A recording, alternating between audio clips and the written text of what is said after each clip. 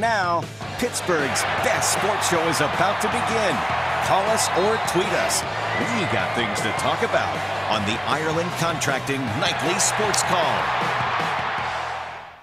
All right, thanks a lot, Kim, and thank you for tuning in to the Ireland Contracting Nightly Sports Call. I'm Rich Walsh. Give me a call tonight, 412-575-2600 is the number. We're talking about the Buccos tonight, and they scored enough runs, I think, to win this game, but the Reds scored a few more, and the Pirates lose 8-6. Joe Musgrove only lasted 4 1/3, not his best outing. You'll hear from him coming up on KDKA-TV News at 11 o'clock. Also, Clint Hurdle talking about the game, and Gregory Polanco, who had a big day. He was 3 for 3, started in right field. Starling Marte had the day off. Austin Meadows started in center field. But, this four-man rotation, I don't really like it. I'd like for them to stick with Austin Meadows in right field. But, hey, Gregory Polanco, if he's heating up, maybe he's the guy that you want to play right now. But the Buccos' winning streak comes to an end. They won 3 in a row and then lost today to the Reds. They have 10 games at home, and then it was 20 of 29, so now it's, 17 of 26 or something that are at home here coming up. And this is my opinion. This is their chance to really get in this. Right now they're 35-36. And we talk a lot about the Buccos coming up tonight on the #1 Cochran Sports Showdown, talking about what the Pirates have to do to win their fans back, the attendance issues, if they're going to be buyers or sellers. We break it all down. I'm hosting tonight along with an all-star panel of Colin Duff, Ron Cook tonight, so make sure you tune in to KDKA-TV at 11:35 to check us out. And I would like for you guys to call in tonight and hear what you have to say about, what needs to happen for you to buy back into the Pirates right now. What do they need to do for fans to attend games? Do they have to go out and spend money? Do they have to go out and get guys? We've seen conflicting reports out there the last couple of weeks about whether there'll be buyers or sellers. There was one report saying Ivan Nova, Josh Harrison, Jordy Mercer, guys like that are on the block and could be traded.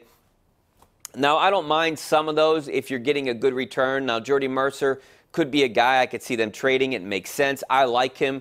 I like him a lot. He's a good player. He's a good clubhouse guy. I think he fits the Pirates really well, but they got Jung Ho Kang now available, and he's in AAA, and he'll be up here pretty soon, and he's been playing some shortstop in the minors, so he potentially could play there. You're not going to be able to sign Jordy Mercer next year. He's going to command too much money on a free agent market, so he'll be gone. So the best bet is to try to trade him. I think the Pirates will do what they normally do. They'll kind of just do something in the middle. They might go out and make a trade, but nothing too big. And then, just kind of like just stand pat, saying, hey, there wasn't anything out there. So I would love, if I'm a fan, I would love to see this team do something like the Brewers did, what the New York Rangers did. Say, hey, you know what? It's going to be a tough couple years with us. We're rebuilding. We're going to go out and get these guys, and then we're going to spend money, and we're going to win. I just don't think fans trust this organization anymore. I feel like fans feel like they've been duped by the Pirates over the last few years. When they had a chance to win, they didn't do anything beyond 2015. And then what they've done this offseason, I don't mind them trading Andrew McCutchen. I didn't even really mind them trading Garrett Cole. I think they got some good things back in return for the Garrett Cole trade. I just don't like how they went about it and how they just pocketed that money, and they didn't go out and get any guys. Not to say that this free agent market was great or they had a bunch of options out there. Lance Lynn is one that we keep talking about, but he's not lighting it up right now. But a guy like him, tell me that there wasn't a starting pitcher that they could have went after, knowing their situation right now. Or how about some help in the bullpen? You think you have a good back end of the bullpen with a guy like Felice, they thought, and Vasquez.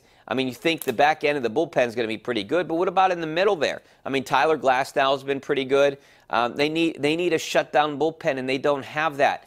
You got guys like Rodriguez and Santana and even Feliz. They're up and down, blowing games, and they could have tied or won this game. There was a couple mistakes in this game, and we'll show you the highlights coming up on KDKA-TV News at 11 o'clock. But hey, Josh Bell tried to score. I don't blame him for being aggressive, but he got thrown out the plate. Now, that was a controversial call because the catcher blocked the plate. It was reviewed. It said he was out. But it could have gone either way for me. I don't know what's blocking the plate anymore. I don't know how that's even called anymore. Just so inconsistent. It's one of those rules. They got to figure something out. Maybe if the ball beats you home and the guy doesn't drop it, you're out no matter.